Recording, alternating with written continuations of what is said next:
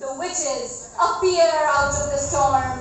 In eerie chanting tones they make plans to meet again upon the heath after the battle to meet Macbeth. As quickly as they arrive, they disappear. When are the three of us going to meet again? Will it be when there is thunder, lightning, or rain? We shall be meeting when turmoil and confusion of battle now ongoing is over, with the either side of getting victory and another being getting defeated. The battle will be over by sunset today. At what place shall we meet? We shall meet upon the heath. There we shall meet Macbeth. I'm coming, Grey Malcolm. I'm also being summoned up by attendant spirit. Back off. I too must go. I'll be there immediately. Everything that is fair to others is called to us, and everything that is called to others is fair to us.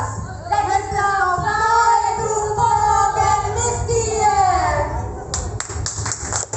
Captain Buckingham says, a wounded captain tells the king that brave Macbeth fought well. He also reports there was a fresh assault from Norwegian troops after they had defeated MacDonald. Thane of Cawdor had been captured because he betrayed King Duncan. He sentenced Cawdor to present death and tell Ross to greet Macbeth with his former title.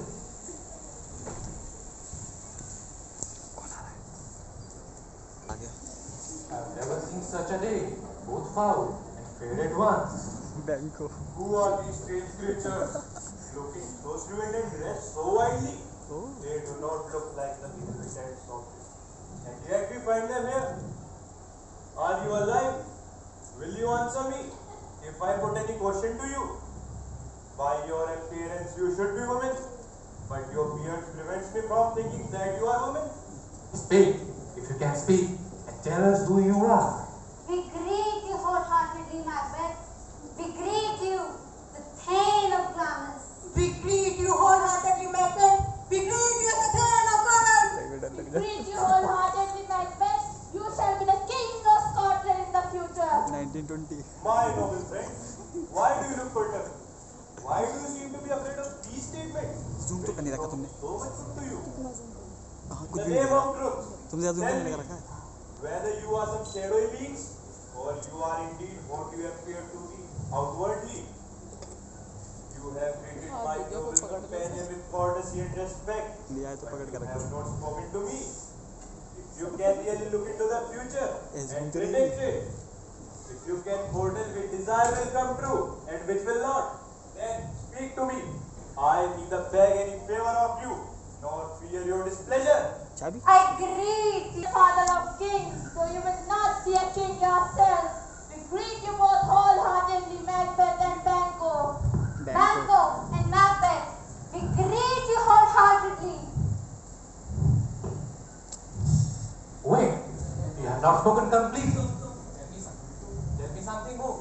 I know after the death of my father Singh, King of Glamis, but how can I be the Thane of Cawdor? आवाज़ क्या हो रहा है? Cawdor is still alive, enjoying halfway what's at the coach. कहाँ जा रहा है? पहुँच गया. I wish they had stayed a little longer. The witches meet on the heath doing evil tasks. They hear Macbeth and Banquo approaching and they cast a spell. The witches prophesy that Macbeth will be the Thane of Cawdor. From her husband about this encounter with the witches, she fears that her husband is too full of the milk of human kindness to catch the nearest way of achieving the throne. She calls on the spirits to unsex her and make her capable of murder. Macbeth arrives home and Lady Macbeth immediately plants the seed of her murderous intentions. She advises him to hide their plans with innocence, but be a serpent underneath. You're already the Thane of Glamis and the Thane of Cawdor. You will surely get what has been promised to you. Yet, your nature makes me a little apprehensive. It is so gentle and mild, so full of the milk of human kindness, that it may refuse to take the shortest route to success. You have great desire to be great. You do not lack ambition. You lack the evil nature, which is sometimes required to realize ambition.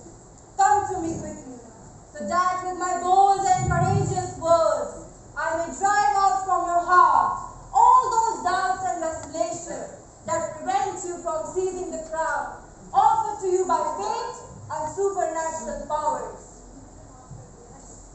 What news do you bring?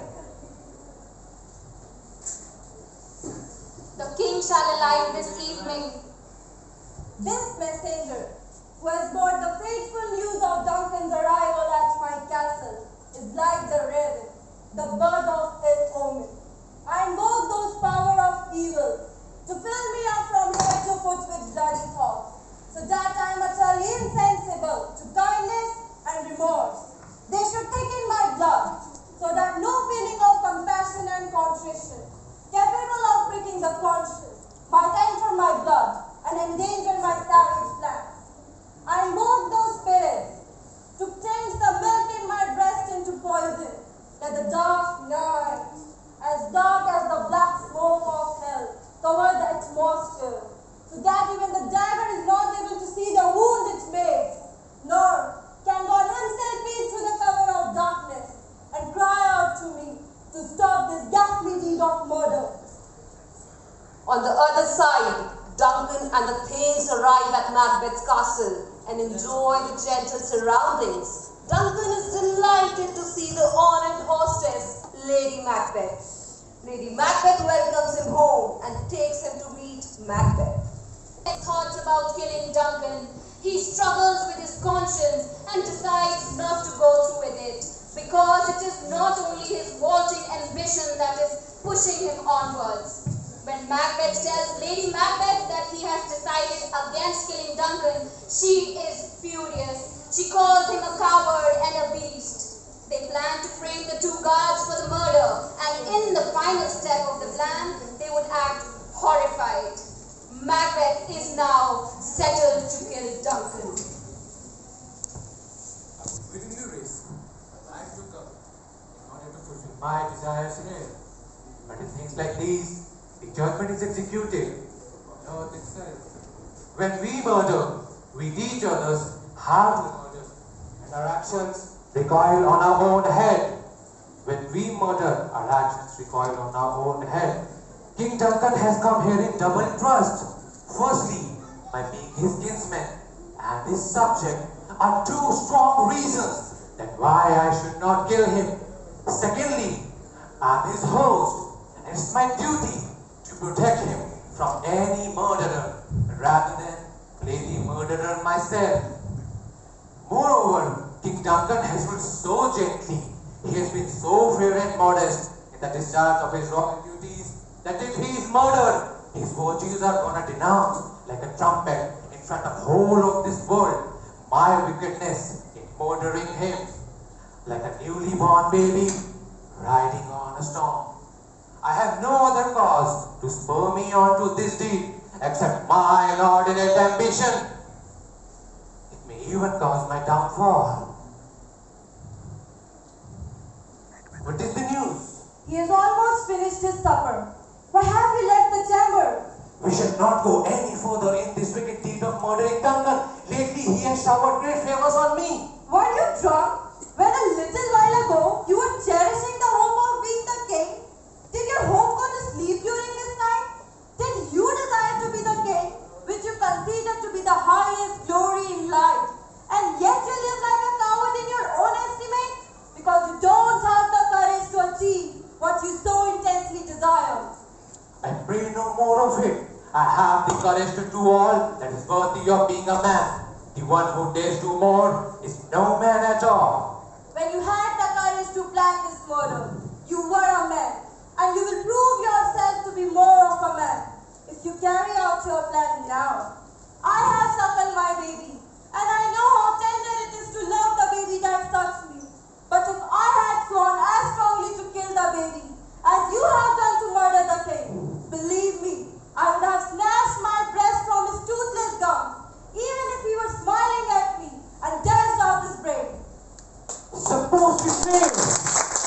How can you think of failing?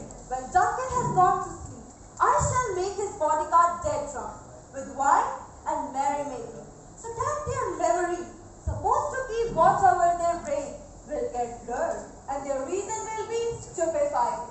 We shall be able to do anything to Duncan, who then will be utterly unguarded. We can even charge the drunken officer for the murder that we have committed. You should give birth to male children only. For the indomitable spirit that you possess is worthy of bearing male children only. Don't you think it will be easily believed that it is the attendants who have killed Duncan? Nobody will dare dispute it, for we shall make a very loud expression of grief at his death. I have made up my mind now. I shall employ all my power on to committing of this horrible deed. In the middle of the night, Banquo and his son Felix unexpectedly meet Macbeth. They are surprised. He's still awake. Banquo gives Macbeth a diamond from Duncan to thank him for an enjoyable evening. Banquo tells him that he dreamed of 3 weird sisters the night before. But Macbeth lies and says he has not thought about them. Alone he goes towards Duncan's chambers to murder the king. Macbeth sees a vision of bloody dagger. Let's have a look to that.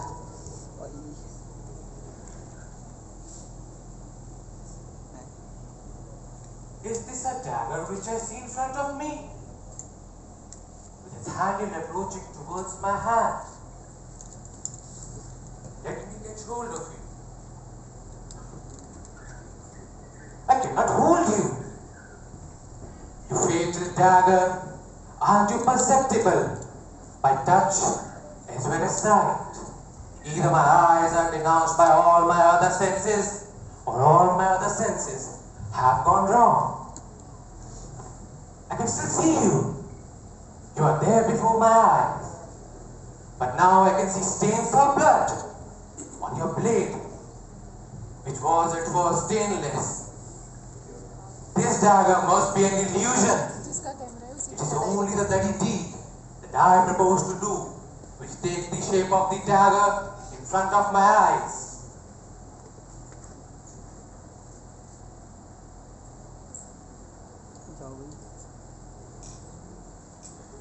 Lady Macbeth waits for Macbeth to return from the murder and reassures herself that she drugged the guards' wine so they will not wake up. Macbeth returns, alarmed that he heard a noise. He is anxious, saying that he could not say amen. Lady Macbeth dismisses his fears by saying he is brain sickly. She sees he has brought the guards' daggers with him rather than planting them at the scene of the crime. She urges him to return the daggers, but he is too scared. Lady Macbeth goes instead. While she is gone, someone begins to knock at the door of the castle. Lady Macbeth reassures her husband that a little water shall clear them of their deed. They just need to wash and get into bed so that they do not get caught. The knocking continues. Who's there? What? Oh! If in his sleep, Duncan has not resembled my father, I would have killed him myself. Here comes my husband. I have done it. Did you hear any noise? Yes, I heard the hooting of an owl and the cry of the cricket. Did you not speak? I could not say amen. I needed the blessings of God. Most of all, but the word amen seemed to get stuck in my throat. I heard someone cry out, "Sleep no more. Macbeth is murdering sleep itself." I think I shall never be able to enjoy innocent sleep anymore. Sleep that soothes and calms the mind. I dare not go again. I'm scared to think of what I have done. And I dare not look onto it again. How weak in purpose you are. Give me the dagger. If Duncan is still bleeding, I will smear the faces of the attendants with his blood. For the murder must be appear their guilt.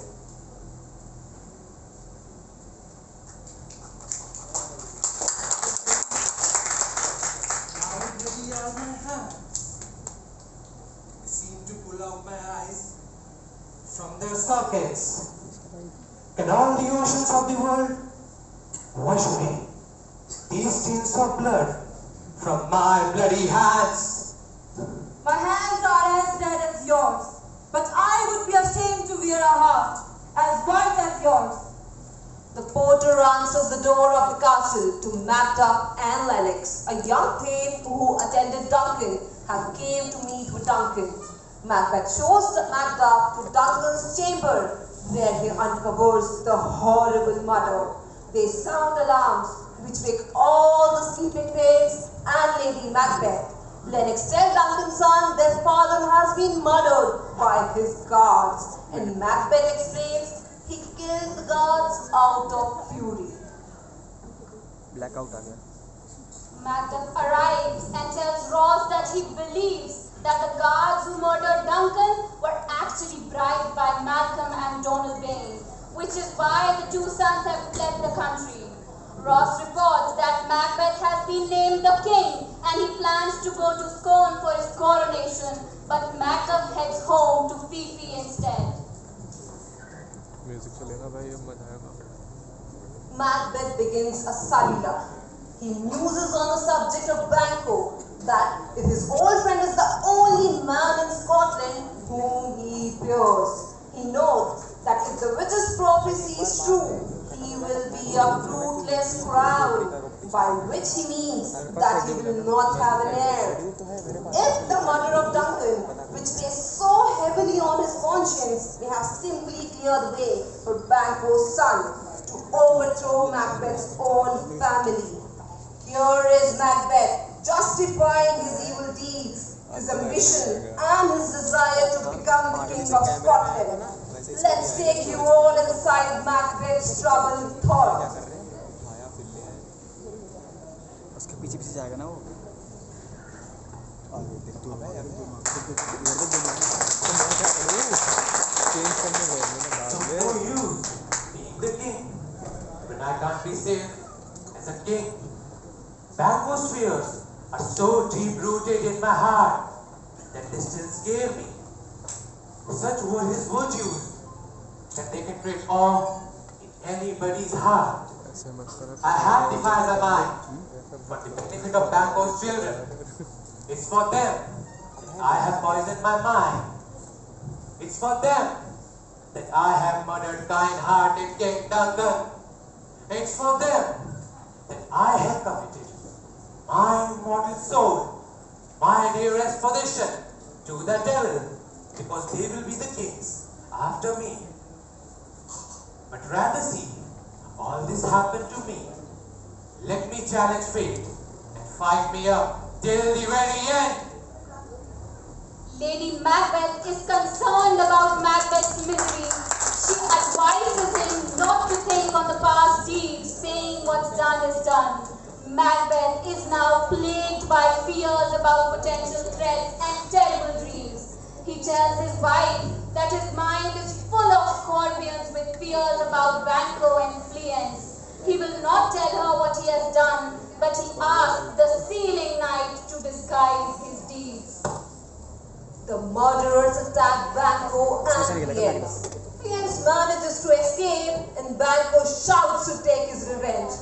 Banquo is killed. The murderers decide to return to the castle and tell Macbeth about the scene.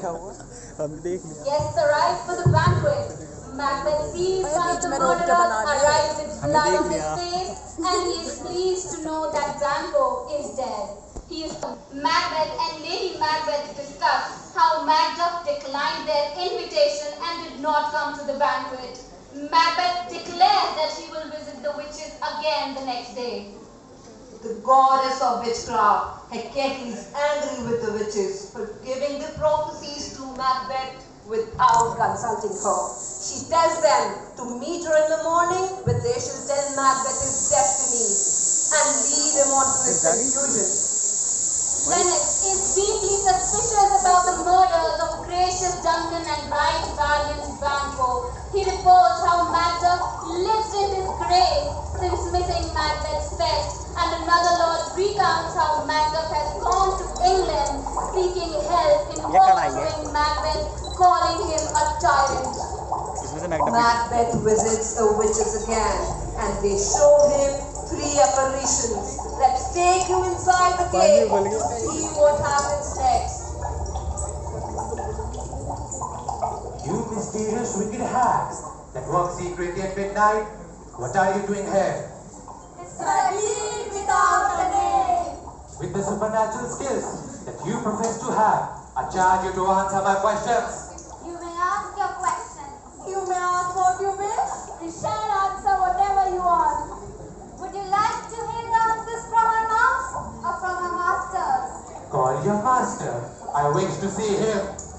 High and low, come forward, show yourself, and perform what you can. Macbeth, Macbeth, Macbeth.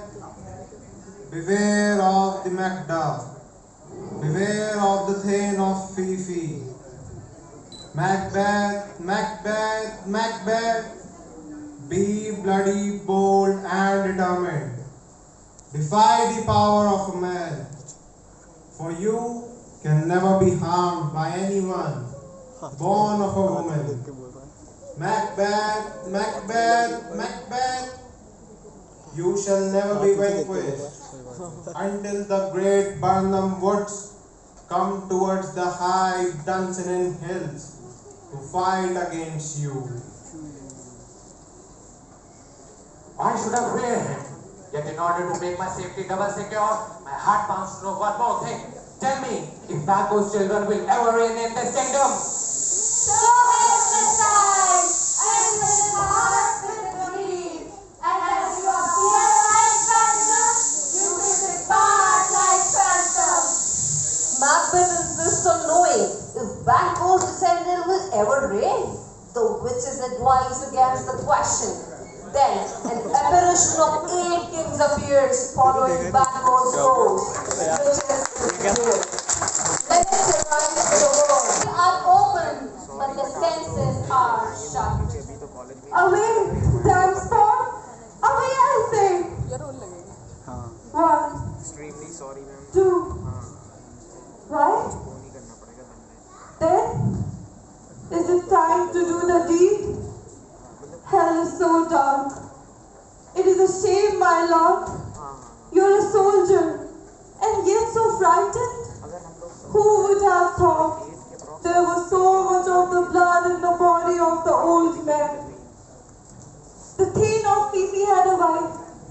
Where is she now? What? Will these hands never be clean again? No more of that, my lord. No more of that. You will spoil everything with these shows of fear. There is still the smell of blood. All the perfumes of Arabia will not be able to sweeten these little hands of mine. Where's your hand? Put on your nightgown. Don't look so pale. I again tell you that Banquo is buried. He cannot come out of his grave. Let us go to bed. Wait. There is someone knocking at the door. Come. Come. Come. Give me your hand. What is done cannot be undone. Come to bed at once. The Thanes discuss how English forces are approaching, led by Malcolm and Macbeth. Macbeth's chief servant. The doctor tells Macbeth that he cannot help Lady Macbeth with the thick coming fancies that keep her from her rest. The Scottish lord gathers with Malcolm, Macbeth, and their army. They cut down the trees in Burnham Woods to use and shadow the number of our hosts. Macbeth continues to stand on his ground against the siege. He has almost forgotten the taste of fears. Satan reports that Lady Macbeth is dead. Macbeth reflects on the pointless nature of life, being only a tale told by an idiot full of sound and fury, signifying nothing. A messenger informs Macbeth that he has seen Burnham Woods moving towards Dunsinane Hill. Macbeth is unnerved that the prophecy are coming true, but he vows he will die fighting. Malcolm's army have arrived outside the castle. They throw down their camouflaging branches to reveal themselves. Malcolm talks through the battle plan against the tyrant's power.